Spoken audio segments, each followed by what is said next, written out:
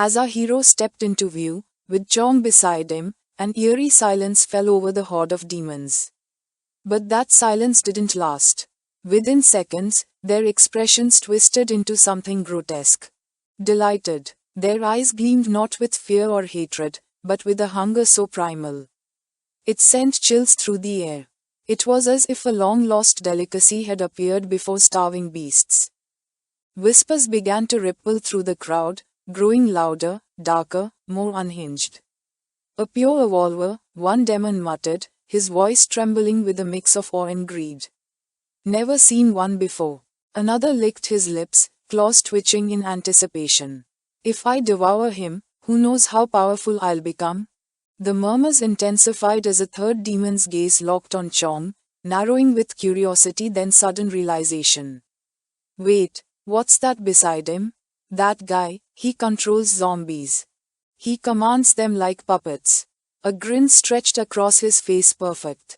If I consume him, that power could be mine. I'd be unstoppable even against him, the monster lurking in the northern outskirts." The atmosphere thickened, no longer just bloodlust, but ambition. Every demon there was dreaming of evolution, through destruction. But high above, on a rooftop shrouded in shadow, two other demons watched with clenched jaws. The demon girl's eyes burned with rage. She gritted her teeth and jabbed her hand toward the chaos below. "Whatever, someone else reached him before us." The demon boy followed her gaze, his confident posture slowly faltering. A single bead of sweat slid down his cheek. Just watch closely," he whispered, his voice suddenly uneasy. "Let's see if being beaten to him turns out to be a blessing or a curse." And then she saw it.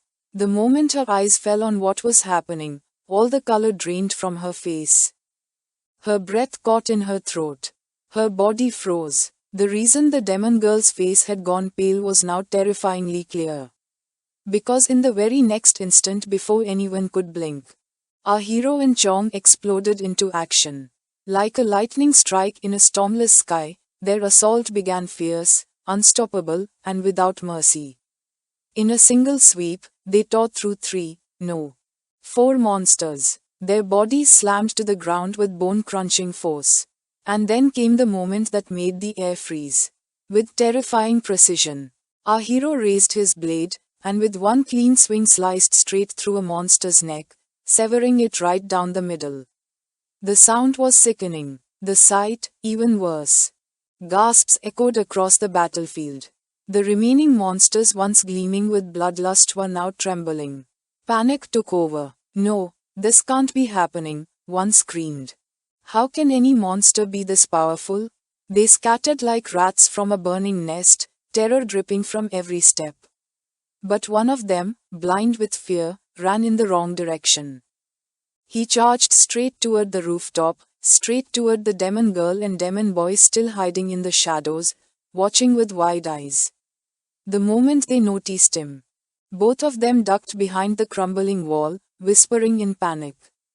"Don't come this way, you'll get us killed too." But it was too late.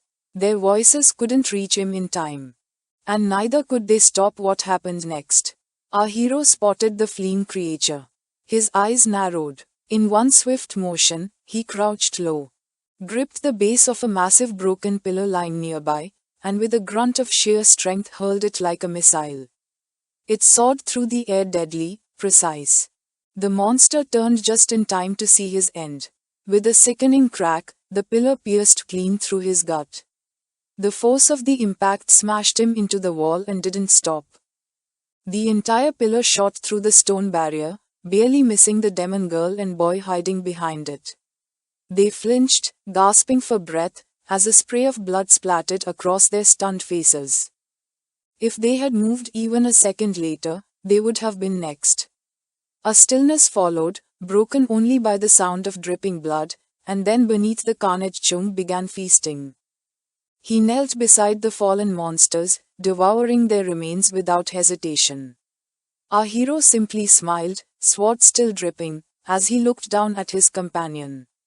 "These guys were strong," he said, almost amused. "They must have had valiant cause." Up above, The demon boy stared down at him, eyes wide, breath caught in his throat. He couldn't believe what he was seeing. The girl, still shaken, whispered, "Did they leave?" The boy swallowed hard and nodded. "Yeah, they're gone." They went down. The two of them cautiously made their way to the lower level, stepping over broken bricks and trails of blood, and when they reached the floor where the battle had ended, they froze all around them. The bodies of powerful monsters lay in twisted, broken heaps. The demon boy's eyes widened in disbelief. "They only ate 3 of them," he whispered. Then he looked around, his gaze falling on the untouched corpses scattered nearby. A grin began to spread across his face. They hadn't been hunted, they'd been gifted a feast. With the battlefield behind them, blood still wet on the ground, our hero and Chong stepped forward into the unknown. The stench of death lingered in the air, but their path was clear. They had won. As they walked, silence settled until the hero, with a crooked grin, glanced over at his companion. "Man," he teased, "your appetite's so small. All that time, and you only ate 3? Chong scoffed, brushing a drop of blood from his lip with the back of his hand. "My body's huge, all right. What do you want from me? I can't just inhale the whole battlefield." Their banter echoed lightly across the ruined streets. For a moment, it almost felt normal. But then something shifted. Our hero's eyes narrowed. A faint noise, barely a whisper, brushed past his ear. His body froze, instincts kicking in. He turned his head slowly, eyes locking onto a shadowy spot just ahead. Without saying another word, he drew his blade, its edge gleaming cold and sharp under the broken sky. Chong paused mid-step. "What is it?" Before our hero could answer, a voice shouted from the shadows. "Stay back. Take one more step, and I'll kill you both." The threat rang out raw and loud, filled with fear. But what made the hero pause wasn't the words, it was the voice. Human, angry and terrified. His brows furrowed. A normal human, out here? He stepped forward slowly, cautiously scanning the direction the voice had come from. And then he saw him. A man, trembling slightly, half hidden behind the rubble. His face was drenched in sweat, hands shaking. Yet his grip on the weapon in his hands was tight, determined. His knees bent into a makeshift fighting stance. Clearly improvised, but desperate. The fear on his face was unmistakable. Our hero raised a hand calmly, trying to keep things steady. "Don't move," he said. But the man didn't listen. He growled through gritted teeth. "I said, back up." And with that he launched an arrow straight toward the hero. It flew fast, aimed for the chest but stopped midair. With nothing but one hand. The hero caught it. No strain, no effort. Just the soft sound of fingers gripping wood and steel. The man's eyes widened in disbelief. He caught it, with one hand? Before he could even react, the hero was suddenly in front of him like a ghost. He grabbed the man's weapon and pushed it down forcefully. "We're not cannibals," the hero said firmly, voice rising with command. "We're not your enemies." He stepped back slightly and raised his voice, shouting into the shadows. "Come out, all of you. We're not here to hurt anyone." The moment shifts. The dust begins to settle as our hero, Chong, and the group of survivors step out into the open, the tension finally breaking. They begin talking nervously at first, but slowly. Their voices grow more confident. The presence of someone strong, someone who had taken down monsters with ease, had lit a fragile spark of hope among them. One of the survivors, the same man who had once threatened the hero, steps forward and gestures for him to follow. Without a word, the hero nods. And the group begins moving together through broken streets and scattered debris down the cracked veins of the dead city. As they walk, the hero glances sideways and asks calmly, "Where are we going?" The man glances over his shoulder and replies, "There's a steel plant in the southern suburbs called Ziping. They used to broadcast radio messages, saying they were taking in survivors.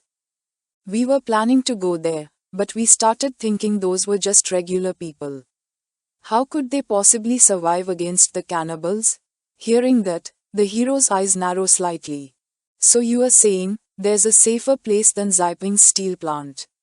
The man stops, turns fully, and meets the hero's gaze. There's a human settlement in the northern outskirts.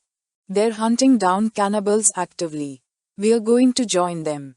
The words linger in the air for a moment, and something shifts in the hero's expression. A human community, still alive? He mutters.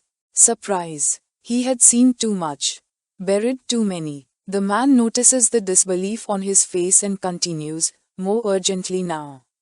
We heard about it from the cannibals themselves. Otherwise, we'd never have dared to try. They said there's a man there, a leader, incredibly strong. Fighting 5 or 6 cannibals alone is nothing to him. That entire settlement survives because of him. The hero's voice drops to a skeptical murmur, just him. The western outskirts have at least 1,000 cannibals. One man can protect them all, but the man shakes his head. Cannibals usually act alone. They rarely form groups. That's how we've managed to stay alive, because they tear each other apart before they tear into us. And just as those words leave his lips, a small voice speaks up from behind. A child, not true, the boy shouts. We saw it, just 2 days ago, the cannibals were gathering. They're planning something. Everyone turns. The man's face darkens immediately. He snaps, come on. Your mind's been a mess lately. You're probably just confusing dreams with reality again. If cannibals could work together, they'd have all killed each other by now. That's the only reason I'm still breathing. He turns toward the others and waves his hand dismissively. Don't listen to him. He just wants to go to Xiping because his brother might be there. How many times do I have to say it? Your brother's chances of survival are basically 0. If we go there, we'll all die. You think Xiping can withstand cannibals? For all we know, they might be cannibals themselves.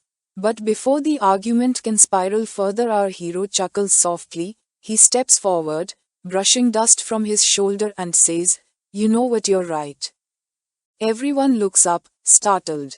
The former leaders of the Xiping steel plant, he continues, they were cannibals. The man's eyes widen. So do the child's. Silence spreads like a slow wave. Then the hero speaks again, this time, with quiet finality. But I already killed them. He looks at the child, his expression softening. What's your brother's name? He asks gently. I might have known him. The boy's lips begin to tremble. His voice cracks as he stares at the ground, trying to speak through the emotion rising in his throat. My brother's name is Lai Cheng, he says. Eyes welling with tears. He used to be a deputy officer in the southern suburbs. Have you heard of him? Is he still alive? This is the end of the video. If you want to see the next part, then subscribe to our channel.